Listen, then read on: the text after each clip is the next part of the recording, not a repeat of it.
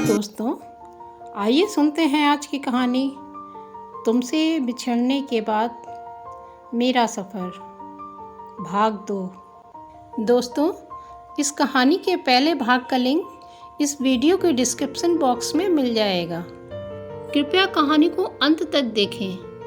अगर कहानी अच्छी लगे तो प्लीज़ लाइक करें, शेयर करें और सब्सक्राइब करना ना भूलें।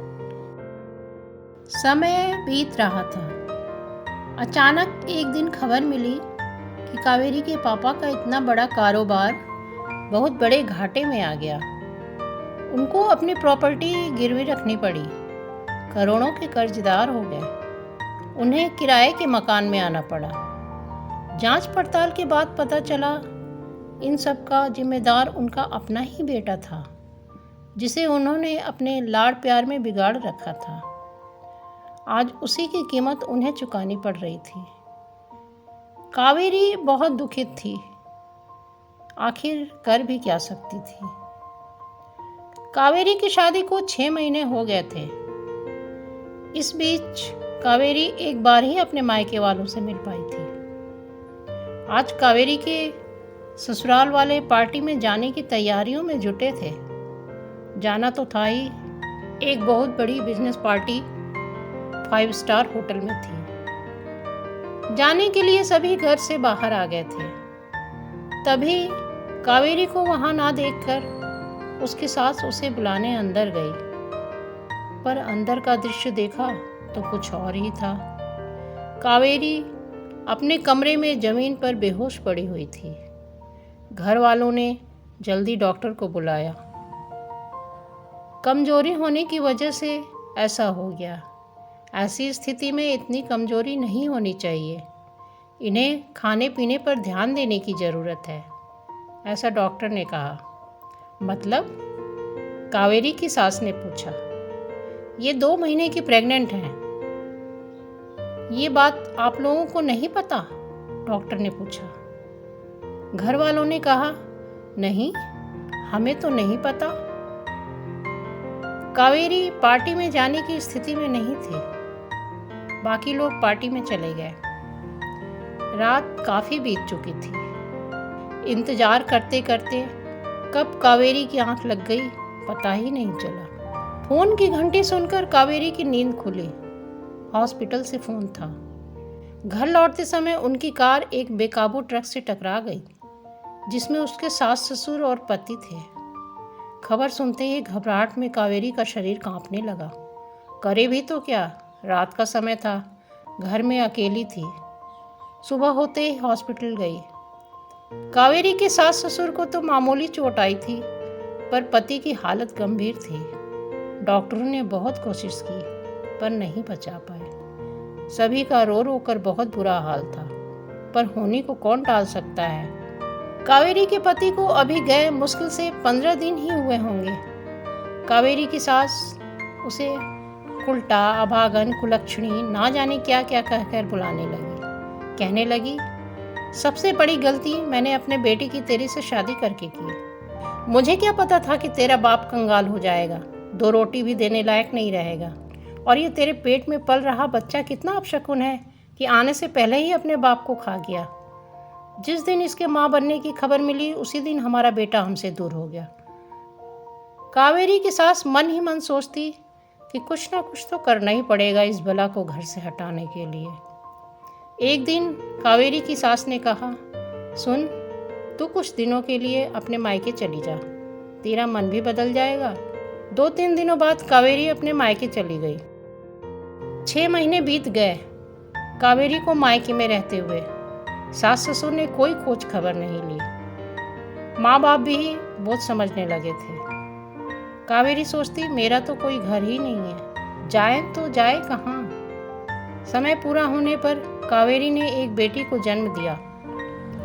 कावेरी ने उसका नाम पीहू रखा। अभी तक तो वो अकेले सबके लिए बोझ थी, लेकिन अब तो एक बेटी भी साथ में थी। उसने सोचा, क्यों ना मैं कोई नौकरी कर लूँ। कहते हैं ना कि कोशिश करने वालों की कभी हार नहीं होती। उसे नौकरी मिल ही गई। पीहू को देखने के लिए उसके माँ बाप राजी नहीं थे। उसने पीहू के लिए डे केयर सेंटर का पता किया और एक किराए का मकान ले लिया। शाम तक के लिए पीहू को डे केयर में छोड़कर ऑफिस जाती। पीहू की अच्छी परवरिश के लिए खूब मेहनत करती। समय बीत रहा था। पीहू अब स्कूल जाने लगी थी।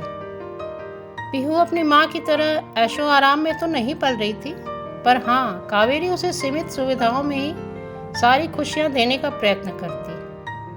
कावेरी का सिर तो उसी दिन गर्व से ऊंचा हो गया था जब 10th बोर्ड एग्ज़ाम का रिजल्ट आया था और वो अपने स्कूल में पहले नंबर पर थी और उसे पुरस्कृत किया गया था। अपने अतीत की यादों से निकलकर वर्तमान में आती है। मंदिर से वापस घर जाते हुए वो उसी के बारे में सोचती है। तो क्या मैंने जिसे मंदिर की सीढ़ियों पर चढ़ते हुए देखा वो आनंद थे, मेरा पहला प्यार? अच्छा किया मैंने अपने आप को छुपा लिया। तो क्या वो भी इसी शहर में अपने परिवार के साथ हैं? हो सकता है मेरी तरह उन्हें भी कोई खुशी मिली हो और भगवान को धन्यवाद कहने आए हों। कितने बदल गए हैं आनंद, समय के साथ कितना परिवर्तन आ जाता है। आखिर जिंदगी का नाम ही परिवर्तन है। अचानक कावेरी को याद आता है कि मुझे घर जल्दी पहुंचना है। आज पीहू की मनपसंद उड़द वाली कचौड़ी बनानी है और हाँ, आज वो अपने दोस्त शेखर से भी तो मिलवाने वाली है। कावेरी रसोई में जाकर काम में लग जाती है और जल्दी जल्दी अपना काम निपटाती है। थोड़ी देर बाद पीहू शेखर को लेकर आ जाती है। शेखर को देखकर कावेरी एकटक निहारती ही रह जाती है। पीहू ने जितनी तारीफ की थी उससे कई गुना ज़्यादा सुंदर व्यक्तित्व। तीनों साथ ही बैठकर खाना खाते हैं। शेखर एक होनहार और समझदार लड़का था। दोनों की MBA करके सेटल होने के बाद शादी करने की प्लानिंग थी। शेखर खाने की तारीफ किए जा रहा था। ऐसा लगता जैसे माँ की ममता भरी हाथों का खाना शायद पहली बार खाया हो। शेखर के जाने के बाद पीहू अपनी माँ की गोद में सिर रखकर लेट जाती है और बड़े प्यार से कहती है, माँ, मैं तुमसे कुछ कहना चाहती हूँ। कावेरी, हाँ बोलो बेटा, क्या कहना है? पीहू, माँ, शेखर एक अनाथ आश्रम में पला बड़ा है। वही अनाथ आश्रम उसका घर परिवार है और पता है, उस आश्रम के मालिक वहाँ के सभी बच्चों को अपना बच्चा मानते हैं। बच्चे भी उन्हें पापा कहकर बुलाते हैं और उन्हें अच्छी शिक्षा दिलाकर अपने पैरों पर खड़ा होने के लिए प्रेरित करते हैं और उनकी इच्छाओं का भी ख्याल रखते हैं। अपनी बातों को जारी रखते हुए कहती है, शेखर बता रहा था कि उन्होंने अपनी शादी भी नहीं की और अपना पूरा जीवन इसी नेक कार्य में लगा दिया। कावेरी सोचने लगी, ऐसे लोग भी होते हैं जो अपनी खुशी का ख्याल ना कर दूसरों के बारे में ही सोचते हैं। पीहू को डर था कि कहीं अनाथ आश्रम का लड़का समझकर माँ शादी से मना ना कर दे। भला कावेरी को क्या ऐतराज था? शेखर एक अच्छा संस्कारी लड़का था। फिर वो नहीं चाहती थी कि उसकी तरह उसकी बेटी का प्यार भी छिन जाए।